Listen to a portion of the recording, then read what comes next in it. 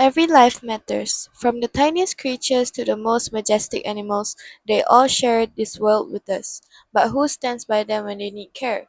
For centuries, veterinarians have played a vital role not just in saving lives but in strengthening the bond between humans and animals. Behind every wagging tail, every healed wound, there's a story of dedication, science, and compassion. With the massive response and effort to Join us as we step into the world of veterinary medicine where science meets compassion and where every patient, big or small, has a story worth telling. Assalamualaikum. Before we start our interview, we would like to introduce ourselves. My name is Naufal Iskandar. We are a student from Kolej Mara Kulim. And I'm here, Alia Idina, and we are also here as student in Kolej Mara Kulim. So right now we are here with the director of Zoo Taiping. So we would like to ask Doctor to introduce yourself. All right. Okay. Thank you very much for coming to Zoo Taiping Night Safari. And I believe this is your first time coming to Zoo Taiping. Yes. Correct? I can see your faces that your first time coming to Zoo Taiping. All right. Okay. So to start with this interview session, I would like to actually briefly introduce myself. Okay. My name is Dr. Muhammad Ridwan bin Effendi. And I'm the zoo director and also the veterinarian for this zoo as well. And then I've been working here to coming to my 12th year in Taiping.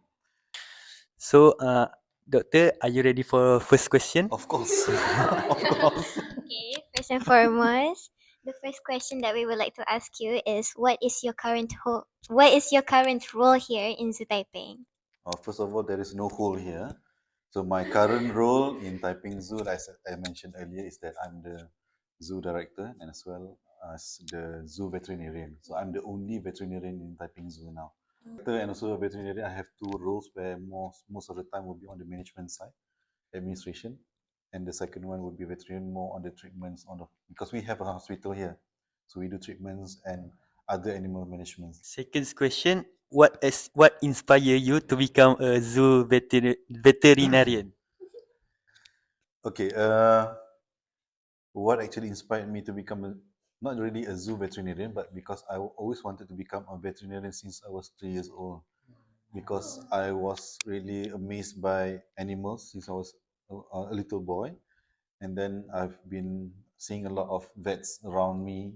Because where I live in KL, there's a lot of veterinary clinics around, so that's where I built up my interest. And second thing is because I love nature so much, and because I think if I work as a veterinarian later on in my life, it's like working. No, it's like a hobby, but you're being paid. That's very wholesome. So we're going on to the next question. So could you share us the path you took to reach this role as a veterinarian?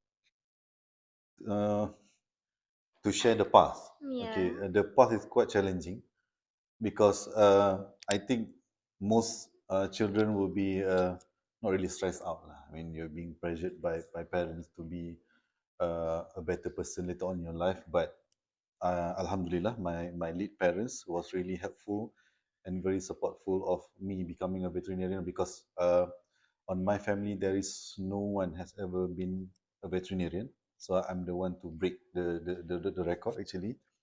And then regarding the path, actually, because after SPM, I did my diploma for 3 years in UPM. Actually, I did my diploma in animal health and production.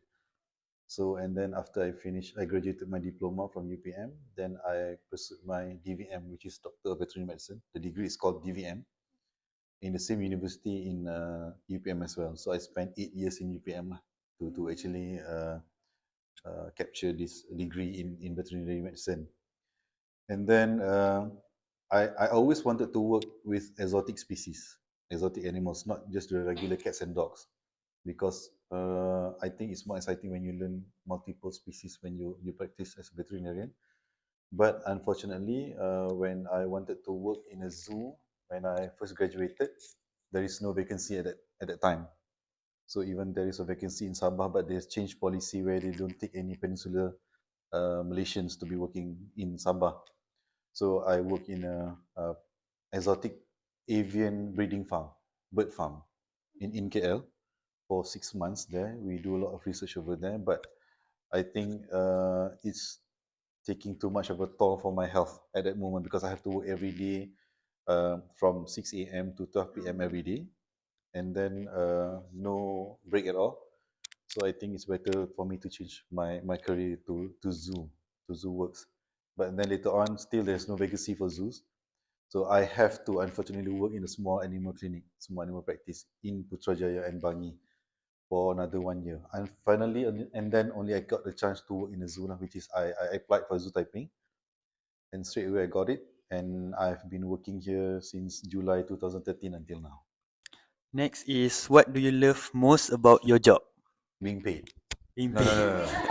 No, what do you love most about your job? Not just my job. Your jobs later on is that you must have passion when you work. And then what I love most is because I will be surrounded by animals every day in the zoo because I always wanted to work with animals. So now I'm having the greatest opportunity in my life where I work with animals every day. Next is what is most challenging aspect of your role Which role? as a zoo veterinarian? The most challenging part is that because I always challenge myself in terms of veterinary medicine, in terms of treatments on animals, because when you work with exotic animals, there's a lot of ways for you to do treatments for certain animals. For example, you're treating a wild animal that actually can devour you, such as tigers and everything. Yeah. So certain people think that we always have to anesthetize them, but most of the time we don't really need to anesthetize them. I mean, like put them under GA. Do you know what's GA? General anesthesia. Pingsan, abuse. Abuse. So some other methods can be tried. So the challenging part will be trying other methods to do treatment on the animals. Okay, Right. thank you for telling. So the next question we're gonna ask you is, if someone wanted to pursue a career like yours, what qualifications and experience would they need? For a veterinarian, the first thing that you have to have is actually passion towards animals and nature. That's number one. That's compulsory. Because if you don't have any passion towards these things, I don't think you can be a very good veterinarian. And then you must have what you call the will to learn, because veterinary medicine is a very broad field, especially when you work in a zoo, because you're not only treating cats and dogs, but you're treating a lot of other animals.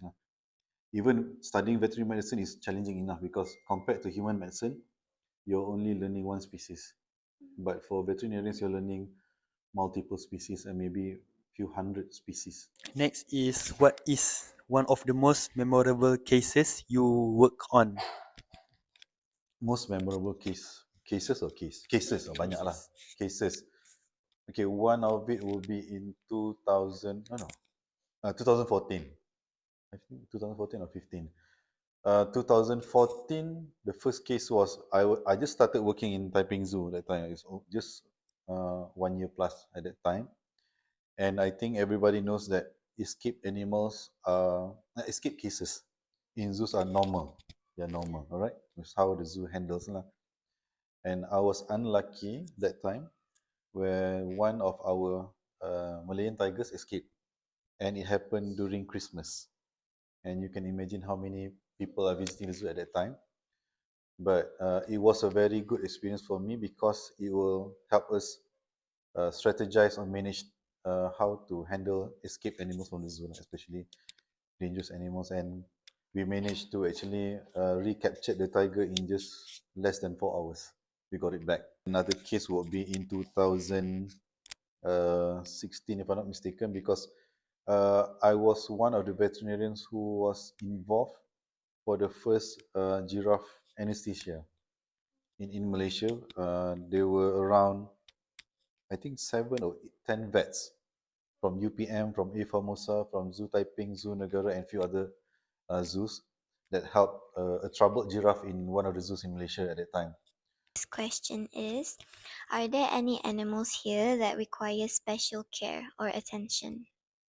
Okay, when you talk about exotic species, definitely they will have some special care for them, especially if you have some animals that are not used to tropical climate. For example, we have fennec fox in our zoo, where it can be found in arid areas, desert areas. So we have them here. So we have a special care of management for them. For example, we have to use a different substrate for them, extra heating lamps in the exhibit, and maybe different diets. And we have some other exotic species in the zoo, such as all the African species, where we have to actually change their diet to actually, for example, giraffe will eat acacia in Africa, in African savanna, but we couldn't find any acacia in Malaysia.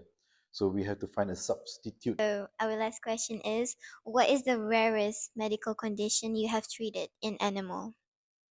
One of the rarest thing I've ever treated was, I think, during my student days. It was a dog with what you call it, mega esophagus. Mega esophagus happens in human beings as well, where your esophagus dilated, it being so big, where every time you eat, it will just trap in that area, and it doesn't goes in, and you keep on regurgitating it out, or maybe it got trapped in the lungs lah. And that is the one of the rarest cases that I ever handled, and it's very interesting. But it never happened in the zoo. Very rare to happen. All right. I see. So I think that's all. That's all for our interviewing session, and we would like to thank you doctor, for having us or giving an opportunity for give an exposure for your career, and I think that's all from me.